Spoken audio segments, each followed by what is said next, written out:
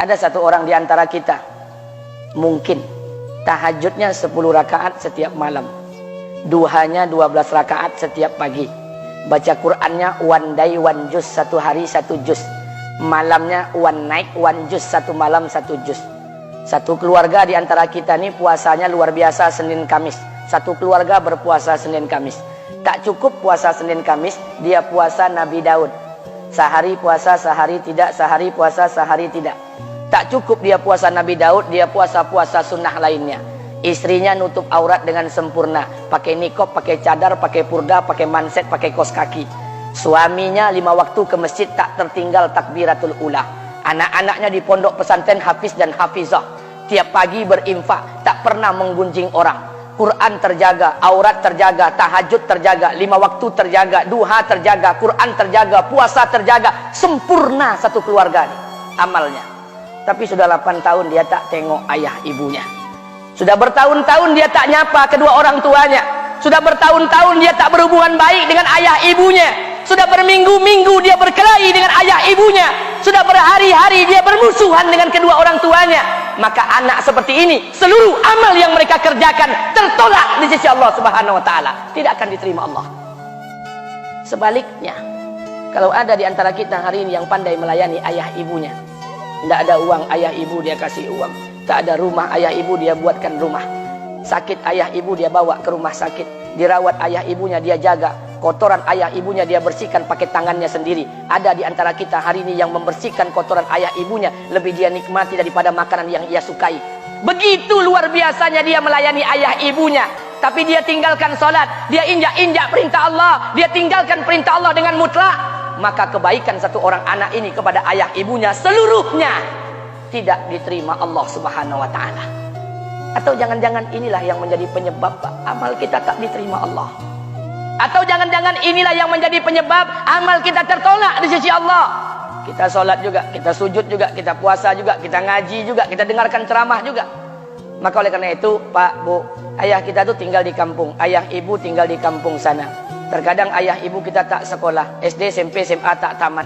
Dia sekolahkan kita SD, SMP, SMA, S1, S2, S3 dengan harapan hidup kita lebih baik daripada keadaan dia sekarang. Tapi apa yang membuat kita jarang untuk menjenguk mereka? Saya ingin sampaikan buat kita bersama. Ayah ibu kita tak tahu kita ni eselon 1, eselon 2, Pak. Ayah ibu kita tak tahu pangkat PNS kita 3A, 3B, 3C, 3D, 4A, 4B, 4C, 4D. Ayah ibu kita tak tahu kita ni public figure. Ayah ibu kita tak tahu dan tak mau tahu. Yang dia tahu kita ni anaknya. Ayah ibu kita tak tahu kita punya sawit berapa. Ayah ibu kita tak butuh mobil kita. Dia tak butuh rumah kita. Tapi yang dia butuhkan kita. Apa yang membuat kita jarang untuk menjenguk mereka? Tahun 2016 di Masjid Damai Langgeng, saya diundang ceramah di sana. Habis pulang ceramah, saya baca WA SMS. Ada seorang ustadz Pekanbaru kirimkan WA dengan saya. Saya baca 2 kali, air mata saya menetes. Kenapa? Karena WA itu berisi cerita satu orang ibu sedang menelpon anaknya. Ibunya nelpon anaknya. Assalamualaikum nak. Waalaikumsalam, kata anaknya.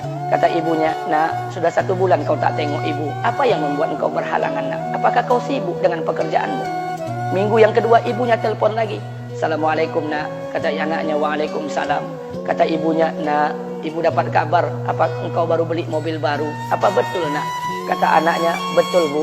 Kata ibunya, alhamdulillah nak, ibu bangga kau pandai menyenangkan hati anak istrimu. Minggu yang ketiga ibunya telepon lagi. Assalamualaikum nak, kata anaknya. Waalaikumsalam.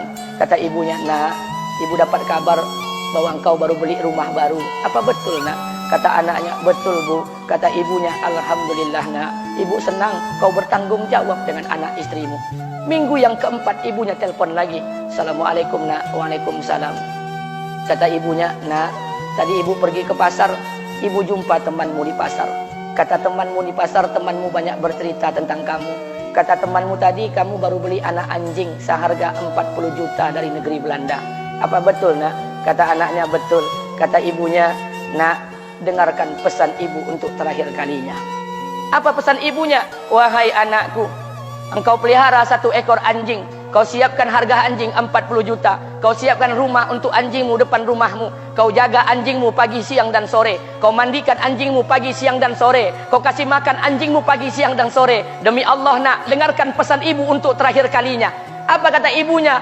Demi Allah nak, demi Allah, Kalau seandainya Allah menciptakan ibu, kalau seandainya Allah menciptakan ibu untuk yang kedua kali di muka bumi ini, nak, demi Allah, ibu tak ingin terlahir sebagai manusia. Ibu ingin lahir sebagai seekor anjing, biar berada depan rumahmu dan melihat wajahmu setiap hari. Ibu kita tak butuh harta kita, Pak. Dia tak butuh uang kita, dia butuh kita. Apa yang membuat kita jarang untuk menjenguk mereka? Pantas hidup kita tidak berkah, pantas rumah tangga kita tidak sakinah, karena hubungan dengan ayah ibu kita rusak selama ini. Masih ada kesempatan, masih yang jauh telepon, yang dekat kunjungi mereka. Demi Allah, kita butuh keberkahan doa mereka. Yang sudah meninggal, ziarahi kuburnya dan doakan mereka.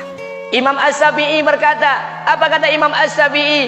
Manusia zalim, manusia bodoh, kalian tak tahu apabila ayah dan ibu kalian mengangkat tangan di malam hari, dia berdoa kepada Allah untuk anaknya. Doanya cuma sekali, malamnya cuma sekali, hanya sekali saja doanya. Apa kata Imam Syafi'i? Sekali doa ayah dan ibu kalian sudah cukup bagi Allah untuk menjadikan kalian anaknya berkah dunia akhirat. Hari ini berapa banyak doa ayah dan ibu kita, tapi tidak ada keberkahan buat anak mereka. Kenapa? Hati mereka tersakiti. Maka pulang, Pak, cari mak bapak kita.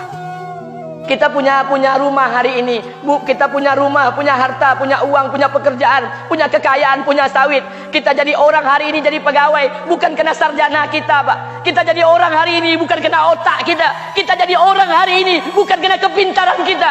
Kita jadi orang hari ini jangan-jangan kena keberkahan doa ayah dan ibu kita yang tak pandai tulis baca di kampung sana.